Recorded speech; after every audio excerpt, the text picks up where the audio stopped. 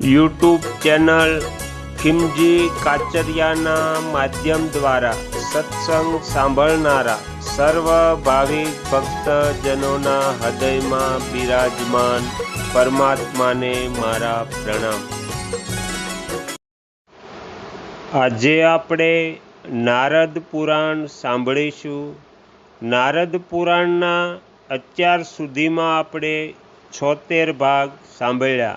આજે આપણે 77મો ભાગ સાંભળીશું। આ ભાગમાં આપણે સાંભળીશું ઉત્તમ લોક, અધ્યાત્મ તત્વ તથા ધ્યાન યોગનું વર્ણન। હરિ ઓમ।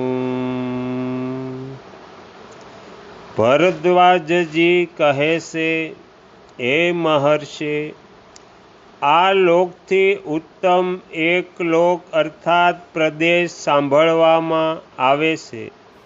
હું તે ઉત્તમ લોકને જાણવા ઈચ્છું છું। આપ તે વિષયમાં બતાવવાની કૃપા કરો। તો ભૃગુજી કહે છે, ઉત્તર દિશામાં હિમાલયની પાસે સર્વ ગુણ સંપન્ન પુણ્યમય પ્રદેશ છે, જે પુણ્યદાયક, ક્ષેમકારક અને સુંદર છે। તે જ ઉત્તમ લોક કહેવામાં આવે છે। ત્યાંના મનુષ્ય પાપ કર્મ રહિત, પવિત્ર, અત્યંત નિર્મળ, લોભ મોહથી શૂન્ય તથા ઉપદ્રવ રહિત છે। તે પ્રદેશ સ્વર્ગ સમાન છે। ત્યાં સાત્વિક શુભ ગુણ બતાવવામાં આવ્યા છે। ત્યાં સમય થાય ત્યારે જ મૃત્યુ થાય છે।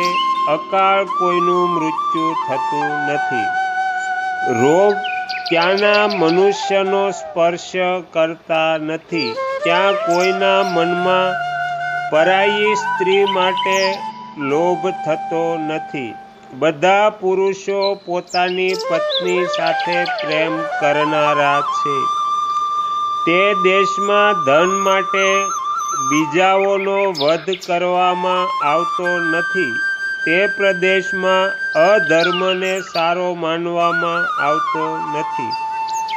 કોઈને પણ ધર્મ વિષયક સંદેહ થતો નથી। ત્યાં કરેલા કર્મનું ફળ પ્રત્યક્ષ મળે છે। આ લોકમાં તો કોઈકની પાસે જીવન નિર્વાહ માત્રના માટે બધી વસ્તુઓ ઉપલબ્ધ છે અને કેટલાક બહુ પરિશ્રમથી જીવિકા ચલાવે છે। અહીં કેટલાક લોકો ધર્મપરાયણ છે, કેટલાક લોકો શઠતા કરનારા છે। કોઈ સુખી છે, કોઈ દુઃખી, કોઈ ધનવાન છે, કોઈ નિર્ધન। આ લોકમાં પરિશ્રમ, ભય, મોહ અને તીવ્ર શુદ્ધાનું કષ્ટ પ્રાપ્ત થાય છે। મનુષ્યોના મનમાં ધન માટે લોભ રહે છે, જેથી અજ્ઞાની પુરુષ મોહિત થાય છે। કપટ, શઠતા, ચોરી, પરનિંદા, દોષ દ્રષ્ટિ, બીજાઓ પર પ્રહાર કરવો, હિંસા, ચુગલી તથા મિથ્યા ભાષણ, આ દુર્ગુણોનું જે સેવન કરે છે તેની તપસ્યા નષ્ટ થાય છે। જે વિદ્વાન આ દુર્ગુણોનું આચરણ નથી કરતો તેની તપસ્યા વધે છે। આ લોકમાં ધર્મ અને અધર્મ સંબંધી કર્મના માટે નાના પ્રકારની ચિંતા કરવી પડે છે। સંસારમાં આ કર્મભૂમિ છે। અહીં શુભ અને અશુભ કર્મ કરીને મનુષ્ય શુભ કર્મોનું ફળ શુભ અને અશુભ કર્મોનું અશુભ ફળ પ્રાપ્ત કરે છે। પૂર્વકાળમાં અહીં પ્રજાપતિ બ્રહ્મા, અન્ય દેવતા તથા મહર્ષિઓએ યજ્ઞ અને તપસ્યા કરીને પવિત્ર થઈને બ્રહ્મલોક પ્રાપ્ત કર્યો હતો। પૃથ્વીનો ઉત્તર ભાગ સૌથી વધારે પવિત્ર છે અને શુભ છે। અહીં જે પુણ્ય કર્મ કરવાવાળા મનુષ્ય છે તેઓ શુભ ફળના પરિણામે પૃથ્વીના તે ભાગમાં જન્મે છે. કેટલાક લોકો કર્મ અનુસાર પશુ પક્ષી વગેરેની યોનિઓમાં જન્મ લે છે. બીજા લોકો ક્ષીણ આયુ થઈને અહીં ભૂતળ પર નષ્ટ થઈ જાય છે. જે એકબીજાને ખાઈ જવા માટે ઉદ્ધત રહે છે. એવા લોભ અને મોહમાં ડૂબેલા મનુષ્ય અહીં જ ચક્કર લગાવે છે, ઉત્તર દિશામાં જતા નથી.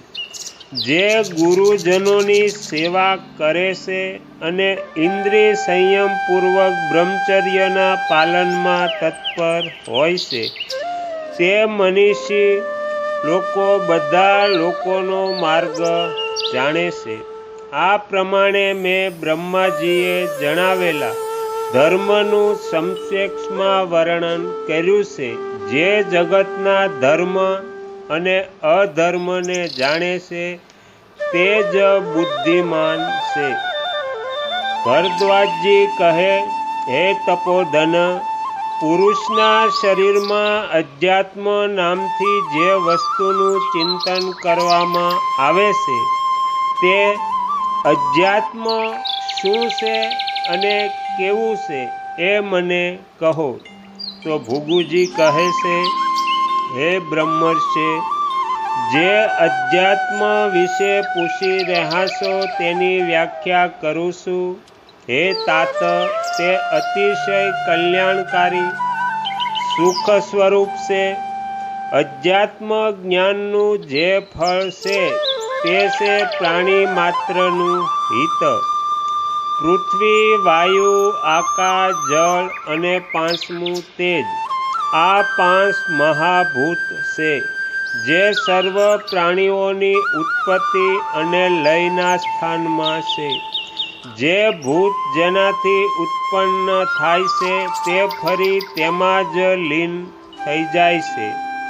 જેમ સમુદ્રમાંથી લહેરો ઉઠે છે અને પછી તેમાં જ લીન થઈ જાય છે, તે જ પ્રમાણે આ મહાભૂત ક્રમશઃ પોતપોતાના કારણરૂપ અન્ય ભૂતોથી ઉત્પન્ન થાય છે અને પ્રલયકાળ આવે ત્યારે ફરી તેમનામાં લીન થઈ જાય છે. જેમ કાચબો પોતાના અંગોને ફેલાવીને પછી તેને સમેટી લે છે, તે જ પ્રમાણે ભૂતાત્મા પરમેશ્વર પોતે રચેલા ભૂતોને પુનઃ પોતાનામાં લીન કરે છે.